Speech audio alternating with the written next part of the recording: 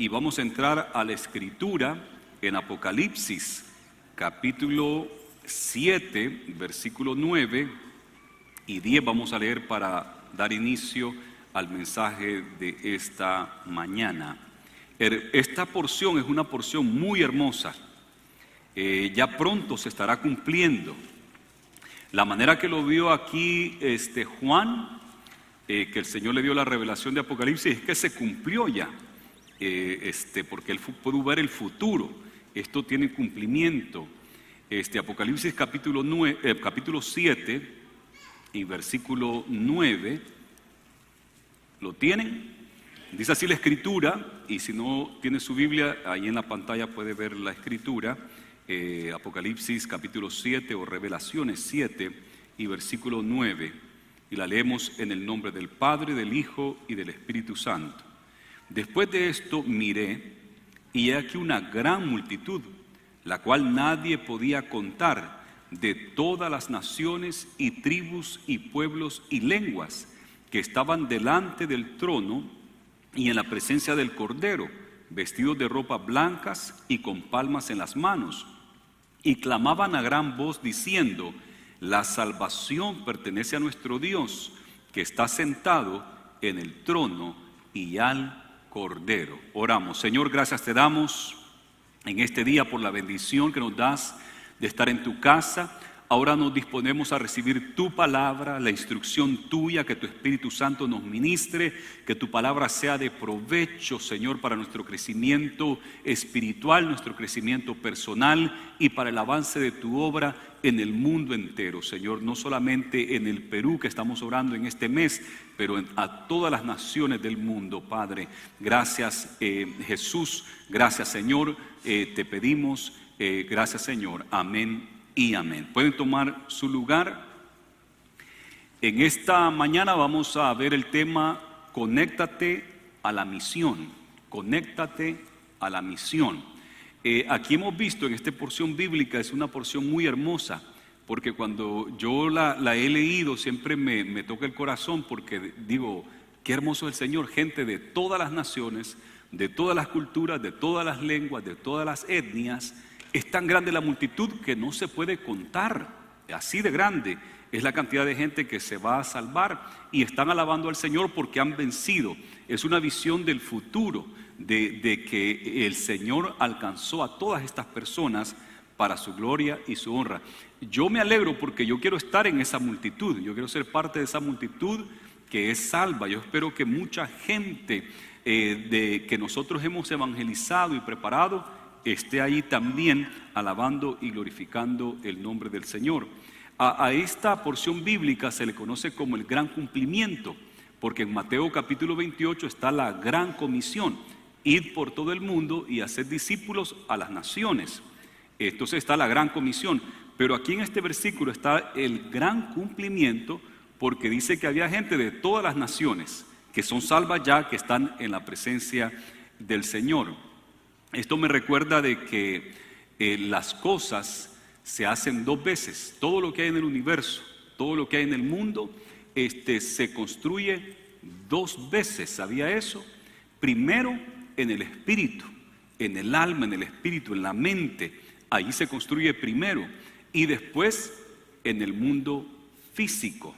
Entonces las cosas suceden dos veces, y de eso quiero hablarles el día de hoy, de estas dos construcciones, de estas cosas que se deben de hacer dos veces, una en el espíritu y otra en la vida física real, por así decirle. Hace unas semanas atrás les toqué el tema de la madurez espiritual, y les comentaba de la madurez espiritual y de la madurez personal, que cuando una persona es madura no reacciona a las cosas, no es reactivo, sino que es proactivo. Entonces, parte de la madurez cristiana, de la madurez espiritual y madurez personal, uno debe tener una visión, una meta hacia donde quiere ir. Si uno tiene una misión y una meta hacia donde quiere ir, entonces uno va a tender a ser proactivo, ¿verdad? Va a estar proactivo para lograr esa meta. Pero si no tiene meta o visión, entonces tiende a ser reactivo a las cosas que suceden en el mundo, a lo que sucede a su alrededor. Usted no sabe para dónde va, entonces es bien reactivo, no tiene una visión clara de lo que usted quiere lograr, de quién es usted y qué es lo que quiere lograr. En el mensaje de hoy estaremos viendo estas dos cosas bien importantes, la visión y cumplir esa visión. El Señor Jesús nos ha dado la gran comisión de ir por todo el mundo y hacer discípulos a las naciones. Y esto nace en el corazón de Cristo Jesús. Jesús tiene bien clara la visión y la misión que Él tiene para nosotros. Comenzó en la mente de Cristo Jesús. Él nos dijo que vayamos a todo el mundo y hagamos discípulos a las naciones. Stephen Covey, que les mencioné la vez pasada, de los 7 hábitos de las personas altamente efectivas, él dice que hay que tener el fin en mente. Cuando vas a comenzar a hacer algo, debes de saber cuál es el fin de eso. Tienes que tener el fin en mente. Por ejemplo, cuando usted va a hacer un rompecabezas, 100% tiene que tener el fin en mente, ¿verdad? Y en el cuadro de donde viene la cajita del rompecabezas, ahí está el paisaje. Y usted se va guiando para ir armando ese rompecabezas. Pero si no sabe cuál es el fin de ese rompecabezas, no va a armar nada, no va a llegar a ningún lugar. Así es que hay que tener el fin en mente. Los que van a la escuela y tienen una meta académica, ya tienen un fin en mente. Yo quiero ser doctor, cirujano, y tienen su fin en mente. Eso es lo que quiero lograr. Entonces puede trabajar para lograr eso. El que quiere ser ingeniero, el que Dios lo va a usar en un ministerio, debe tener el fin en mente. Esta es la visión, esta es mi meta. Entonces uno empieza a trabajar hacia esa visión. Por eso es que este hábito o este principio se le conoce como tener el fin en mente. Comienza con el fin en mente. Pero para poder tener el fin en mente, para poder tener la visión de lo que queremos lograr, sabe que hay algo dentro de nosotros que nos hace ver el mundo de alguna manera o de otra manera, y a esto se le llama como un paradigma, la manera que miramos la realidad. Y hay algo que ocupa el centro de nuestra vida, y eso nos hace ver las cosas desde ese punto de vista, y también nos hace ver el futuro, hacia dónde vamos. Imagínese usted, por ejemplo, una persona que el centro de su vida es el trabajo, el negocio. Eso es lo que lo mueve, eso es lo que esa persona es, esa es su meta, su visión, el trabajo, sacar dinero y lograr que su negocio se vaya para arriba. Entonces, imagínese una persona desde ese paradigma del trabajo, cómo ve a los miembros de su familia. Entonces, si esta persona piensa en el trabajo, su negocio, entonces a los miembros de la familia los ve como clientes. Y si no como clientes, pues los puede ver como referencias. Hijo, ¿cómo se llama los padres de tu amigo? Quiero que me les des esta invitación para mi negocio, ¿verdad? Son referencias. Entonces me van a ayudar a que mi negocio crezca, porque mi paradigma, mi centro de mi vida es el trabajo, mi negocio, que quiero crecer en mi negocio. Entonces, los miembros de la familia, clientes o gente que le pueda dar referencias. Y si están chiquititos y que quieren esto y que quieren aquello, ¿cómo se ven los hijos? Como obstáculos, ¿verdad? Me están robando el tiempo, es un problema aquí. Así es que yo tengo que hacer el papel de papá acá, estar con la familia un poquito de tiempo y rápido irme a seguir creciendo en mi visión, en lo que yo quiero, que quiero crecer en mi trabajo y en mis negocios. Ahora, uno puede poner cualquier cosa en el centro de su vida. ¿Qué es lo que le mueve su vida? ¿Qué es lo que hace que usted mire el mundo alrededor de usted?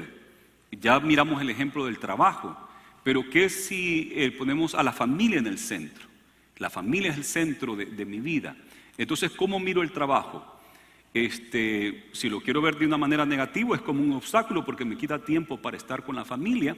Pero si lo quiero ver de una manera positiva, el trabajo es simplemente un medio para yo sustentar a mi familia. O sea, trabajo para sustentar a mi familia, un poquito más positivo, ¿verdad? Pero así uno puede poner muchas o diferentes cosas en el centro de su vida. Imagínense que hay gente que en el centro de su vida tiene a sus enemigos, la venganza, el odio, y hay gente así. Un gran ejemplo son las pandillas. En Los Ángeles yo miré muchas pandillas, estuve alrededor y conocí un poco la vida de las pandillas. Y el paradigma de ellos es los enemigos, el barrio contrario, ¿verdad? Y vamos a atacarlos, vamos a hacer un drive-by y vamos a pelearnos con ellos y eso es el centro de ellos, los enemigos. Qué triste, qué triste. Entonces, pero nosotros como cristianos, ¿cuál debe ser el centro de nuestra vida? ¿Cuál es nuestro paradigma de cómo miramos las cosas? Debe de ser Dios. Eso debe ser el centro. Las cosas que no cambian, Dios no cambia. Él es el mismo ayer, hoy y para siempre. Él debe ser el centro de nuestra vida. Los principios eternos bíblicos son los que nos deben de mover a nosotros, nos deben de guiar. Entonces, primero debemos de tener el centro de nuestra vida. ¿Qué es el centro de nuestra vida?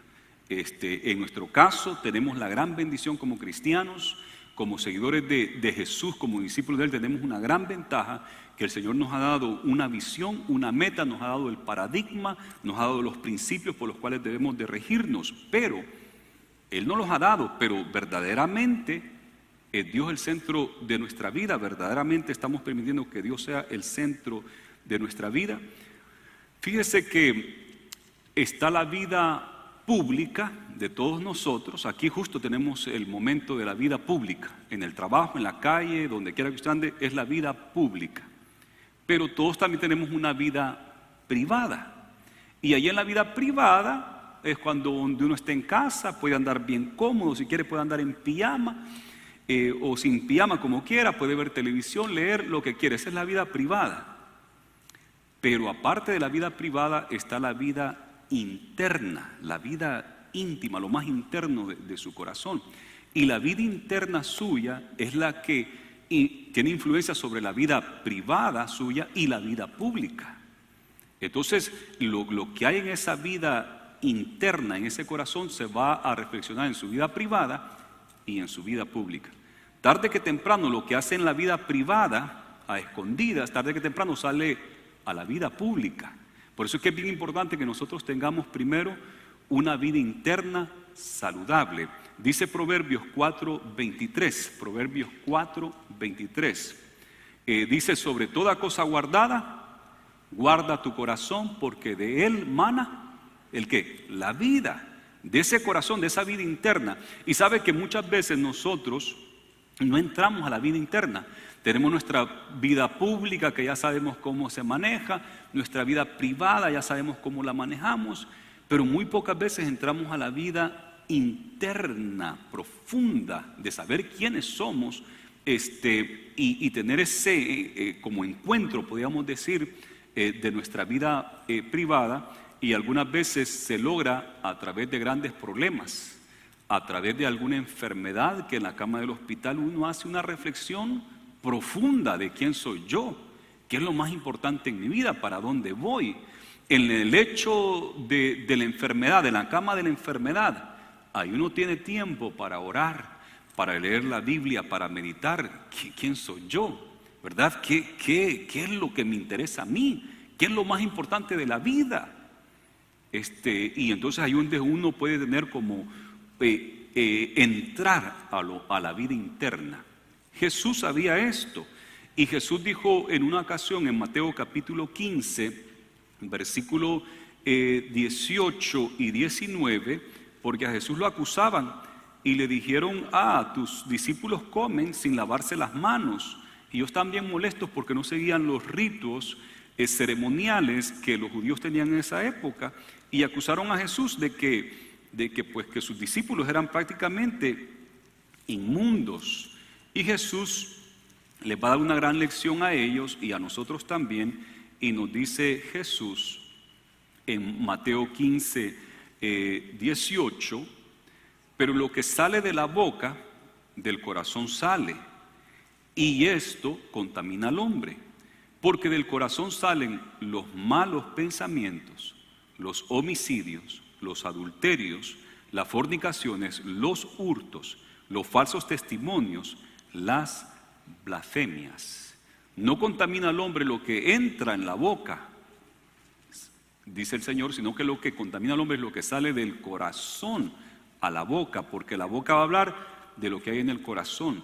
Y en el corazón, de ahí es donde salen los malos pensamientos, los homicidios, ahí comienzan en el corazón, los adulterios y fornicaciones, los robos, los hurtos, los falsos testimonios, las blasfemias, aquí comienzan.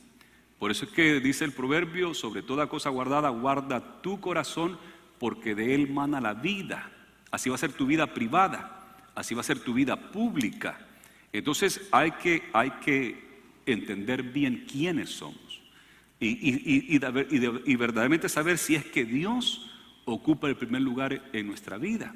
Porque podemos decir, oh, sí, Dios ocupa el primer lugar en nuestra vida, pero ¿será que no hay ídolos en su corazón? ¿Será que no ha permitido que entren ídolos a su vida? ¿Y qué es un ídolo? Un ídolo es cualquier cosa que ocupe el primer lugar en su corazón, que no sea Dios. Dios debe estar en el primer lugar de su corazón, pero hay veces que ya no es Dios el que está en primer lugar, sino que el hijo, por ejemplo, los hijos. Y uno puede idolatrar a sus hijos. A Abraham le podía haber sucedido, porque tuvo a su hijo ya bien anciano, y el hijo que tanto amaba, y el Señor le dijo, Abraham, dame a tu hijo a quien tú tanto amas, Isaac, tu único hijo, y me lo vas a dar en sacrificio. ¿Y qué hizo Abraham? Lo hizo porque Abraham tenía a Dios primero en el corazón. Entonces estuvo dispuesto a tomar ese cuchillo y sacrificar a su hijo, y cuando lo iba a hacer, el Señor le dijo, detente, yo conozco tu fe, y por haber obedecido, en ti me serán benditas todas las familias de la tierra, porque Abraham sabía lo que Dios le había prometido, y Dios le había prometido que en Isaac él iba a tener una gran nación, en Isaac. Y entonces Abraham pensó, si Dios me lo está pidiendo, es que quizás Dios lo va a resucitar de entre los muertos, porque de Isaac me va a dar prole. Y así mismo fue. Dios conoció el corazón de Abraham. Entonces Abraham no tenía ídolos, no tenía a su hijo de ídolo, porque si Dios le hubiese dicho a Abraham, dame 1000 corderos, dame 1000 vacas o 1000 toros para sacrificio, Abraham tenía todo eso y hasta más. Pero el hijo era cosa dura. Soltar al hijo era cosa dura, pero era para probar de que no habían ídolos en su corazón. Hay veces que el ídolo se vuelve, el trabajo se puede volver en un ídolo, el negocio, las cosas materiales. El fútbol se puede convertir en un ídolo, un pasatiempo, sano, tan sano que sea, pero cuando lo metemos por dentro y es número uno en nuestras vidas, ese es un problema.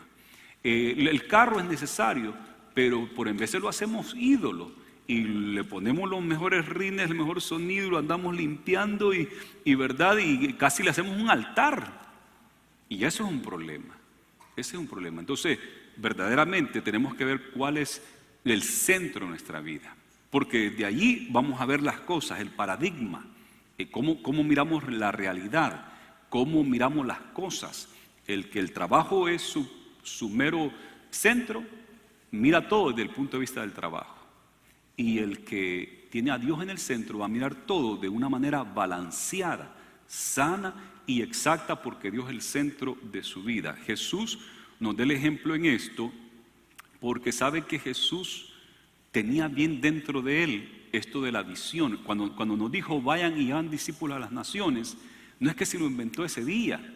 Esto es algo que estaba dentro de él desde el comienzo. Él lo tenía, lo estaba por dentro de él. Él así miraba el mundo. Él vino a esta tierra a morir en la cruz del Calvario para salvar a la humanidad, y además de eso venía para preparar un equipo de discípulos que iban a llevar el mensaje de que Él murió y resucitó, y se lo iban a llevar al mundo entero. Hasta lo último de la tierra tenía que ir ese mensaje. Entonces tenía dos cosas que hacer: morir en esa cruz, y antes de hacerlo y antes de resucitar tenía que haber preparado un equipo con el cual iba a ir al mundo entero a llevar el evangelio. Ya estaba en el corazón de Jesús. Desde el comienzo de su ministerio, dice, cuando ellos querían aprender a orar porque miraban que Jesús oraba constantemente, y le preguntaron a Jesús: enséñanos a orar. Lucas capítulo 11 y versículo 2, Jesús empieza a enseñarles cómo orar y les dice: cuando ustedes oren, digan: Padre nuestro que estás en los cielos, santificado sea tu nombre. Entonces, primero adorar a Dios. Padre nuestro que estás en los cielos, santificado sea tu nombre. Acción de gracia, alabanza, adoración. Y su primer petición, ¿cuál es? Venga tu reino y hágase tu voluntad como en el cielo, aquí también en la tierra. La primera petición fue, ¿cuál fue su primera petición? Venga tu reino. Su primera petición fue las misiones, que tu reino llegue a toda la tierra, así como en el cielo, aquí también en la tierra. Que el evangelio de Cristo Jesús se propague por el mundo entero. Eso estaba en el corazón de Jesús. Eso estaba en el corazón desde el comienzo, de llevar la salvación al mundo entero. Cuando él empezó a predicar, dijo: el reino de los cielos se ha acercado. The kingdom of God is at hand. Está aquí el reino de los cielos para salvación al mundo entero. Entonces eso estaba en el corazón de Jesús. Cuando él lo dijo en Mateo capítulo 28, era porque eso es lo que él ha estado viviendo. Eso así él mira el mundo, esa es la visión de él y nos los pudo dar. Por eso es que también tiene cumplimiento, porque Jesús tiene la visión clara de lo que él es y qué es lo que él quiere para el mundo. Y gracias al Señor que nos ha tomado a nosotros en cuenta para esta salvación y para llevar el evangelio al mundo entero. De esto podemos nosotros aprender para lograr hacer misiones en nuestra ciudad y en el mundo, pero también para nuestras propias metas personales que tenemos. También esto nos puede ayudar bastante para que podamos ir por el camino exacto. Mire lo que dice en Apocalipsis capítulo 7 y versículo 9. Prácticamente tenemos allí el cumplimiento de esta gran comisión que nos dice: vayan y hagan discípulos a las naciones. Lo vuelvo a leer: después de esto miré y he aquí una gran multitud, la cual nadie podía contar, de todas las naciones y tribus y pueblos y lenguas, que estaban delante del trono y en la presencia del Cordero, vestidos de ropas blancas y con palmas en las manos, y clamaban a gran voz diciendo: la salvación pertenece a nuestro Dios, que está sentado en el trono, y al Cordero. El Cordero es Cristo Jesús. Qué hermoso esto. Tuvo cumplimiento. Las cosas se hacen dos veces.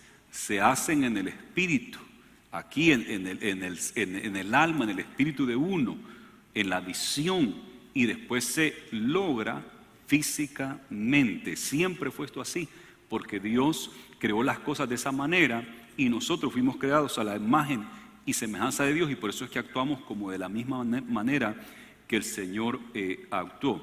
Jesús tenía la visión en su corazón, en su espíritu, y aquí en este capítulo 7 miramos que se cumplió al pie de la letra.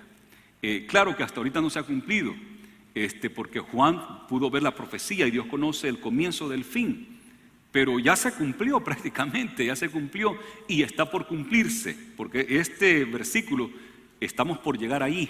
Aunque ya Juan lo vio, pero estamos por llegar allí. Y yo espero ser parte de esa multitud. Y usted espera ser parte de esa multitud. Yo espero que nosotros ganemos mucha gente para que sea parte de esa multitud. Dice en Romanos 1:20. Romanos 1:20. Hay una porción aquí bien interesante. Dice: porque las cosas invisibles de Él, las cosas invisibles de Dios, su eterno poder y deidad, se hacen claramente visibles desde la creación del mundo, siendo entendidas por medio de las cosas hechas, de modo que no tienen excusa. Las cosas invisibles, la deidad de Él, esas cosas se pueden ver ahora en la creación. Primero estaban en lo invisible, y de eso invisible, de la nada, se hizo la materia, ¿verdad? Lo material, lo físico. Así es como Dios opera. David lo entendió y David lo dice de una manera bien poética. Vaya conmigo al Salmo 139. Qué hermoso pasaje del Salmo 139 y el versículo 15 al 17. Mire lo que dice aquí David. David es un profeta, no es un científico, pero aquí está hablando como un científico, porque el Espíritu Santo le está revelando esto. Y dice en el Salmo 139, versículo 15, no fue encubierto de ti mi cuerpo, bien que en oculto fui formado y entretejido en lo más profundo de la tierra. Mi embrión vieron tus ojos, y en tu libro estaban escritas todas aquellas cosas que fueron luego formadas. En tu libro estaba escrito. ¿Y después qué? Después fue formado, sin faltar una de ellas. Cuán precioso me son, oh Dios, tus pensamientos, cuán grande es la suma de ellos. Estoy maravillado, dice David, estoy maravillado. Qué hermoso, cómo Dios me creó, mi embrión vieron tus ojos, y lo que estaba escrito en el libro, todo después fue hecho sin faltar ni una cosa de lo que estaba escrito. A esto la ciencia hoy le llama el ADN, que es un lenguaje genético. El ADN, estaba todo escrito allí y después se dio exacto. Entonces, y así son todas las cosas. Este edificio donde usted y yo estamos ahora, empezamos a soñar con él en el 2009. 7 años nos tocó, 7 años y medio para por fin inaugurar este edificio. Estaba en la mente y en el corazón nuestro, en nuestra visión, estaba en el espíritu. Y creímos, oramos y trabajamos y por fin lo pusimos en papel, ya más específico cómo iba a ser el edificio. La ciudad de Bakersfield lo recibió, miró que todo estaba en orden, todo legalmente, todos los asuntos de seguridad y cosas así, estaba en orden, nos dieron el visto bueno, lo empezamos a trabajar desde cero hasta completarlo. El último día fue el 16 de septiembre del año 2016, cuando pusimos las últimas cositas como los rótulos de exit y otras cositas más. Ese día vino el supervisor de la ciudad y dijo: todo bien, pueden inaugurar el templo, y lo inauguramos esa misma noche, gloria a Jesús. Así es que todo se hace 2 veces, uno en el espíritu, en el corazón, en el espíritu, en la visión, y lo otro en el mundo físico. Jesús en su corazón, en su visión tenía hacer discípulos a todas las naciones, y se cumplió, se va a cumplir, está por cumplirse. Como miramos en Apocalipsis, se cumplió, porque ya se cumplió también, pero estamos por llegar allí. Entonces, ¿cómo logramos esta visión? Aquí nos lleva la segunda construcción. La primera construcción es tener la visión, tenerlo en nuestro espíritu, tener el paradigma correcto, tener a Dios en el centro. Ahí está la primera construcción. La segunda construcción está en hacerlo, en poner manos a la obra. Ahí es donde está. Stephen Covey le llama esto en su tercer hábito: hay que poner las cosas primero. Put first thing first. Ponga las cosas primero. Hay cosas que son importantes y que deben de ser primero, y hay cosas que no son importantes, quizás son necesarias, pero no son importantes, por así decir. Hay cosas que son urgentes, pero no son importantes, y tenemos que nosotros ser sabios en cómo lograr poner las cosas primero. Sabe que cuando se habla del manejo del tiempo, time management, todo el mundo piensa en el asunto de cómo manejar el tiempo. Pero fíjese que si uno ve las cosas un poquito diferente y mira que lo que más importante hay en la vida no son las cosas o las cositas que hay que hacer, contestar textos, mandar correos, hacer esto y aquello, sino que lo más importante en la vida es las relaciones, y pueda organizar su tiempo basada en las relaciones, va a ser más eficaz o efectivo, va a ser más efectivo en sus proyectos. Jesús otra vez es el gran ejemplo de esto. Jesús tiene la visión y la meta de que quiere salvar al mundo entero. Él va a morir, número 1, en la cruz del Calvario, porque es la muerte expiatoria de Él que nos va a salvar.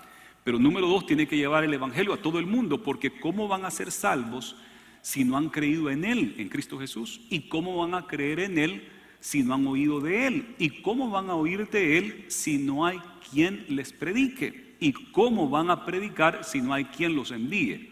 ¿Verdad? Entonces, tienen que oír del sacrificio que Jesús hizo. Y Jesús tiene las dos cosas en mente mientras está viviendo aquí en esta tierra, sus 33 años de edad, y especialmente los últimos 3 años y medio, está trabajando directamente para eso.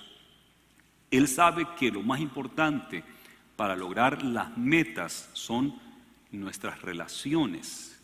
Las relaciones. Si tenemos a Dios en el centro y es el número uno, ¿con quién debemos de fortalecer la relación? Número uno, con Dios, ¿verdad? Si nuestro centro está en las cosas materiales, vamos a querer hacer todo lo posible por conseguir cosas materiales.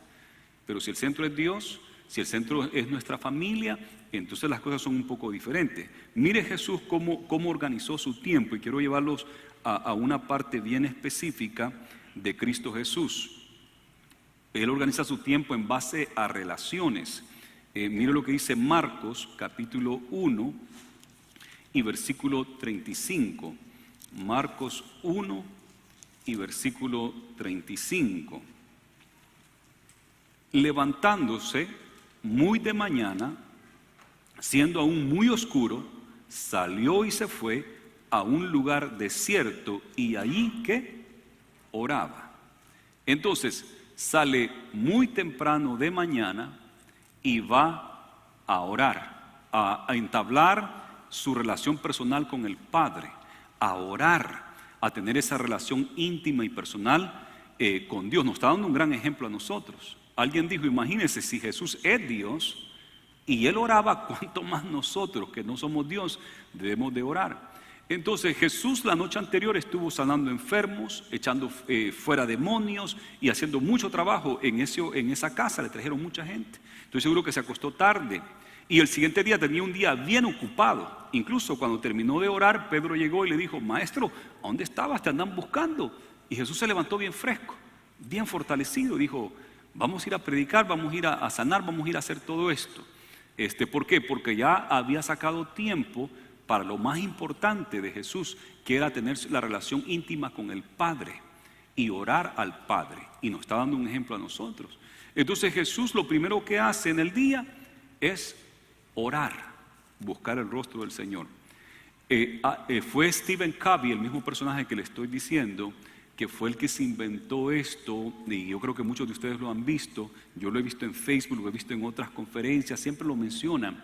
Y entonces él dice, estas rocas son las cosas importantes, y pone como unas 5 o 6 rocas grandes, y un balde donde hay bastante arena, y le dice, ok, mete estas rocas, asegúrate que estas rocas estén dentro del balde y que todo esté a nivel, que no puede salirse la roca, tiene que estar bien adentro.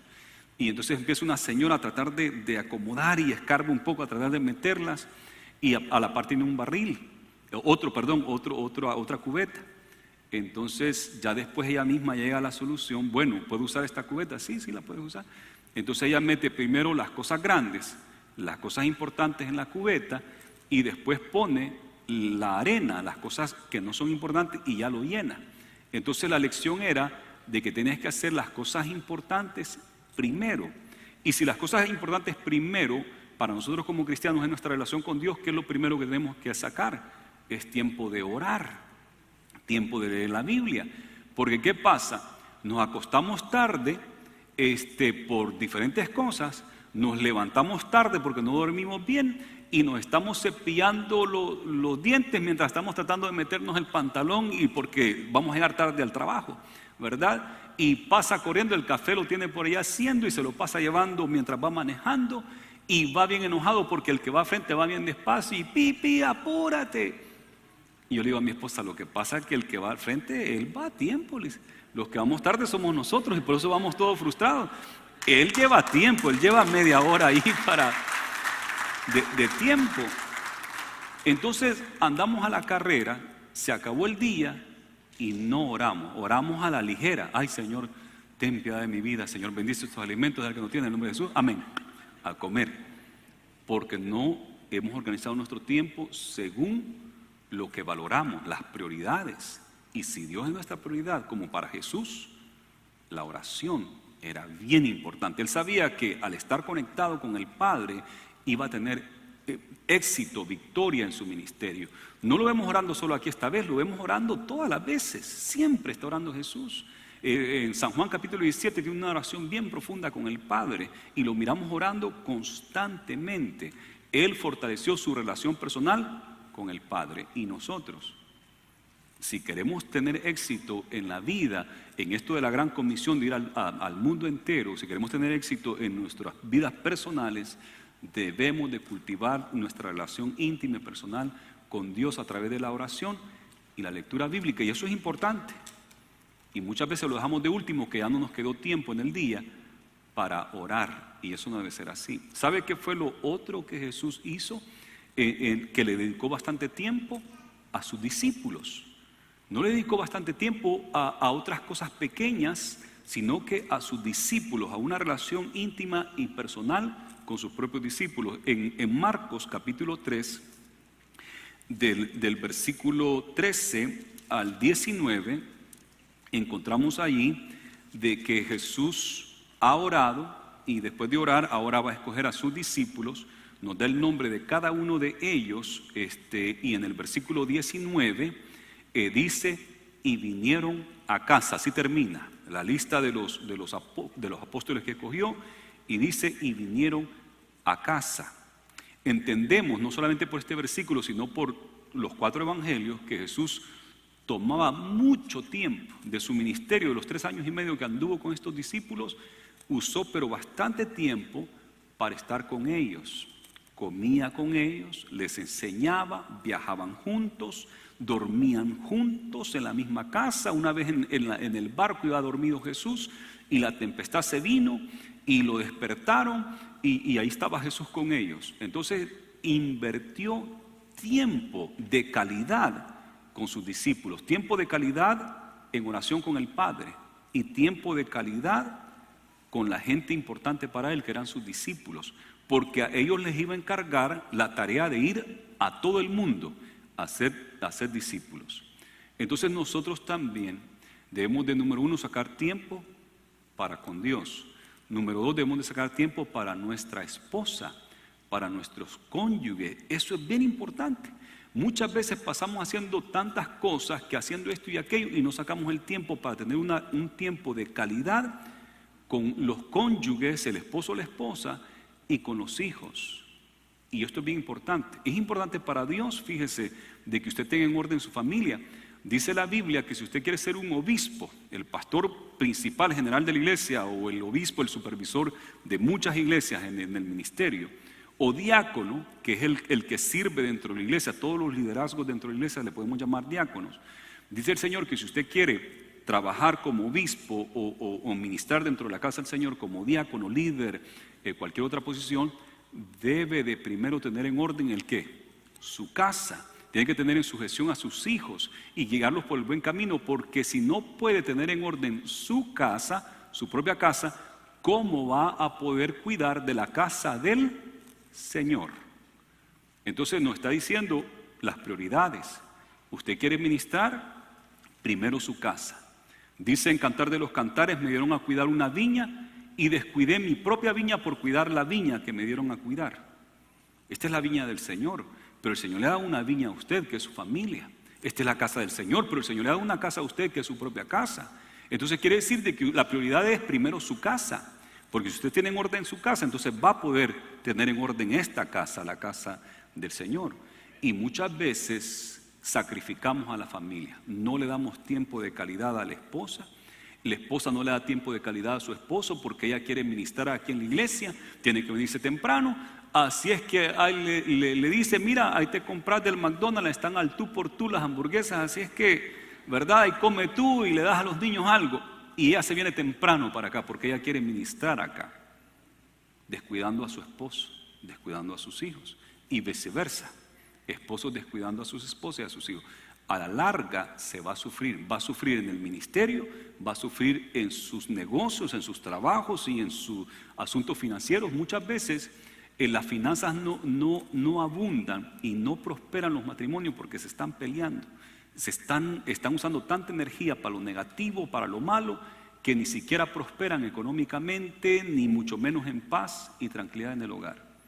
Pero si fuéramos sabios y hiciéramos lo que la Biblia nos dice, tuviéramos paz, prosperaríamos mejor, porque si estamos en orden con Dios, una buena relación con Dios, una buena relación con los cónyuges, una buena relación con los hijos, vamos viento en popa, vamos hacia adelante, vamos a lograr la gran comisión y vamos a lograr nuestros objetivos personales. Jesús acerca de esto, las prioridades nuevamente, buscad primeramente el reino de Dios y su justicia, y todas estas cosas os serán añadidas. ¿Cuáles cosas?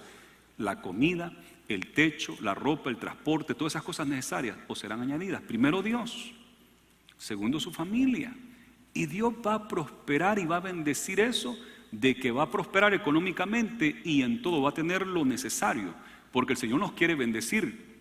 Dice David: oh Señor, que tú nos bendigas, que tú hagas resplandecer tu rostro sobre nosotros y que nos bendigas para que tu nombre sea conocido en toda la tierra. Si tú nos bendices a nosotros, nosotros vamos a usar esa bendición para bendecir al mundo, ¿verdad? Porque el Señor nos bendice, podemos aportar para las misiones, podemos ir a llevar Biblias, a llevar lo necesario, a llevar comida, a llevar medicamento, podemos bendecir cuando el Señor nos bendice.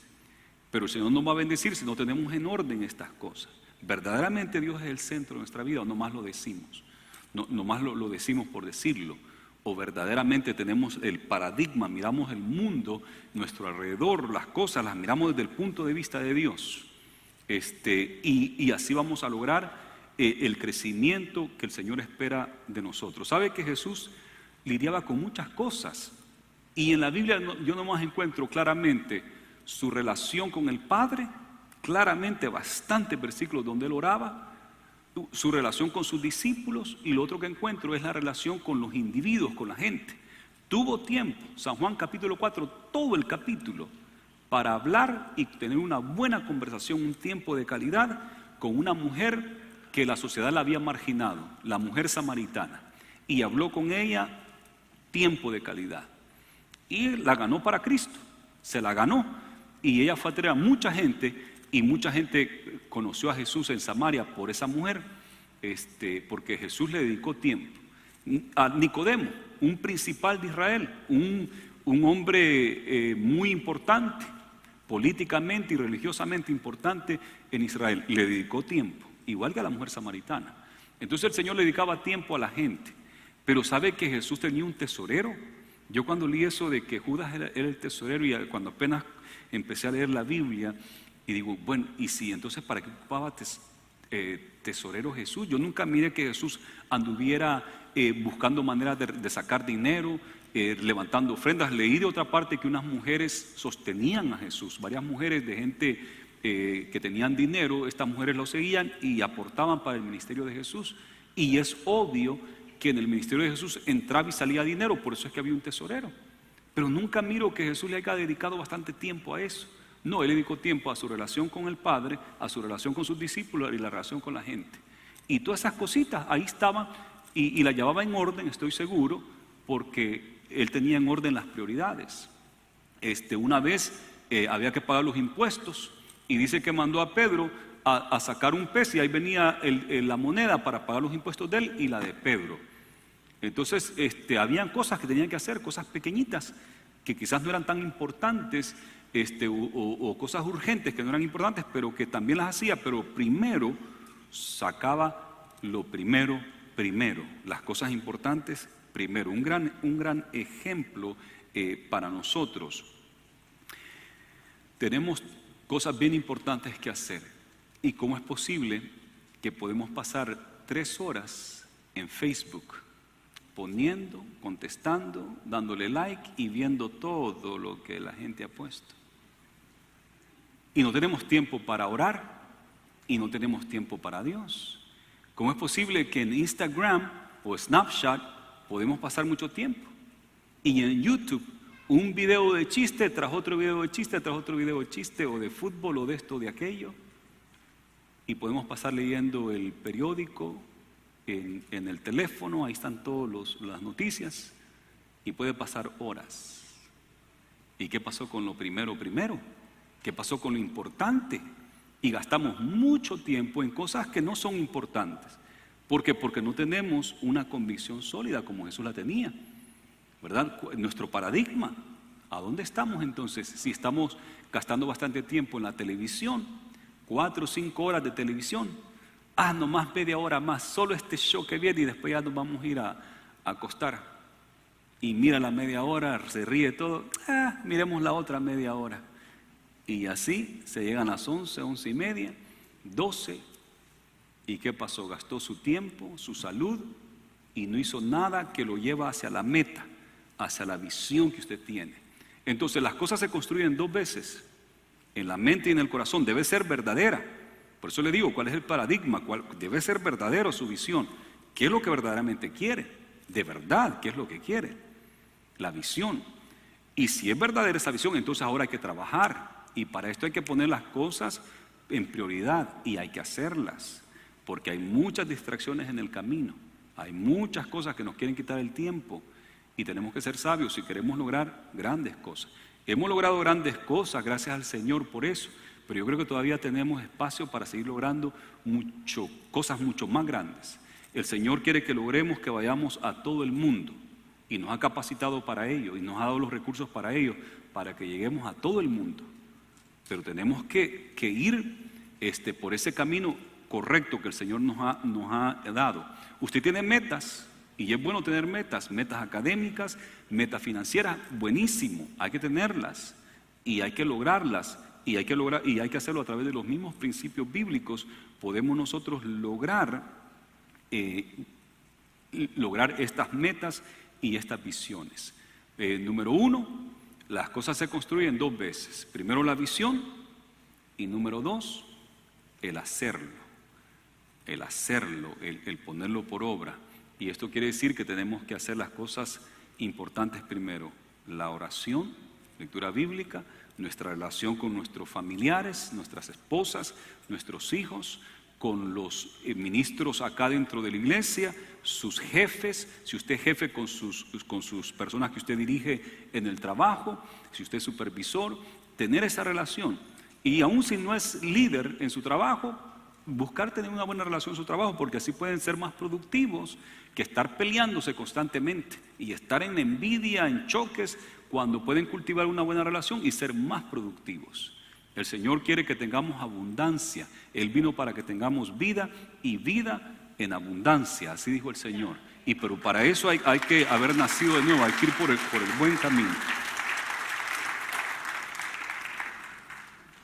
El Señor no quiere que logremos las misiones mundiales y las vamos a lograr, el Señor quiere que logremos grandes cosas como personas, como individuos, y hay que lograrlas. Hay que poner sus metas personales que vayan alineadas con las metas de Dios y sigamos hacia adelante como el apóstol Pablo lo hizo. Mire lo que dice Pablo, y con esto concluyo, en Filipenses capítulo 3, versículo 13 al 14.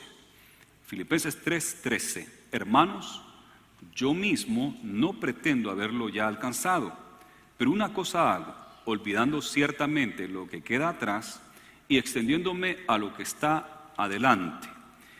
Prosigo la meta, al premio del supremo llamamiento de Dios en Cristo Jesús. Lo que hago es que me enfoco en la meta y prosigo la meta. En Hebreos dice que pone los ojos en el consumador de la fe, en esa meta que tenemos. Tenemos la salvación por delante, nuestra meta es nuestra visión. Pero hay muchos contratiempos que nos quieren apartar de que logremos la salvación. Y hay muchas tentaciones y cosas que salen, pero yo prosigo hacia la meta, en ganar almas, en ser salvo yo mismo y ganar almas y seguir avanzando hacia la meta. Eso es lo que dijo el apóstol Pablo. Tenía una meta clara y proseguía hacia eso. Eso quiere decir que ponía las cosas primero, prioridades en el orden correcto. Gloria a Jesús. Vamos a inclinar nuestros rostros y le damos gracias a Dios por su palabra. Señor, gracias te damos por tu palabra. Gracias, Señor, por esta bendición que tú nos das de poder entender sabiduría, de poder entender inteligencia. Gracias por tu Espíritu Santo, Señor, que nos has dado para guiarnos a toda verdad y a toda justicia. Que esta palabra haga efecto en el corazón y en la mente de cada uno. Gracias, Señor. Yo quiero hacer una invitación, así como están, a las personas que aún no han entregado su vida a Cristo Jesús. Jesús murió en la cruz del Calvario porque era una muerte expiatoria. Él quiere salvarle. Jesús preparó a sus discípulos para que ellos llevaran este mensaje. Y Pablo preparó a Timoteo, a Tito y otros para que llevaran el mensaje, y así sucesivamente, hasta que le llegó a usted el día de hoy. Esto Jesús lo ha hecho para que usted sea salvo, para que usted pueda venir al conocimiento de Jesús. Si usted quiere aceptar a Jesús el día de hoy, levante su mano ahí donde está. Si usted quiere recibir esta salvación tan grande, es a través de la fe en Cristo Jesús. ¿Hay alguien? Queremos orar por usted. Si alguien se quiere reconciliar con el Señor, hoy es el día de decirle: Señor, perdona mis pecados. Si usted no está seguro si su nombre está escrito en el libro de la vida, asegúrese hoy. ¿Cómo se asegura que su nombre está escrito en el libro de la vida? Usted lo recibe a Él. Pues la Biblia dice: a los suyos vino y los suyos no le recibieron, mas a todos los que le recibieron, a los que creen en Él, le dio potestad de ser hechos hijos de Dios. Y dice la Biblia que el que no fue hallado en el libro de la vida fue lanzado en el lago de fuego. ¿Está su nombre ahí? Bien fácil. Ya Jesús pagó el precio, Jesús ha hecho todo. Usted nomás tiene que recibir ese regalo. ¿Quiere levantar su mano? ¿Quiere que oremos por usted en este día para que usted sea salvo? No dude, no lo piense dos veces. Hoy es el día de salvación, dice la Biblia. Hoy es el día de salvación. No endurezca su corazón. ¿Hay alguien? Gloria a Dios. Vamos entonces a ponernos en pie, y a mí me gustaría orar por la iglesia, por cada uno de ustedes. Oremos juntos, que el Señor nos ayude a lograr nuestras metas como iglesia, nuestras metas personales, como familias, como matrimonios, que nuestros hijos logren sus metas también. Y vamos a orar en esta hora. Padre, gracias te damos por tu palabra. Gracias, Señor, por esta sabiduría que tú nos has dado, Señor. Gracias por tu Espíritu Santo, que nos guía a toda verdad y a toda justicia, Señor. Yo te pido que nos ayudes a tener estas convicciones, a tenerte a ti en el centro de nuestra vida, Señor. Que verdaderamente tú seas el centro de nuestra vida, Señor. Que nos ayudes a tener una visión clara y metas claras, Señor, acerca de la gran comisión de ir por todo el mundo y hacer discípulos a las naciones.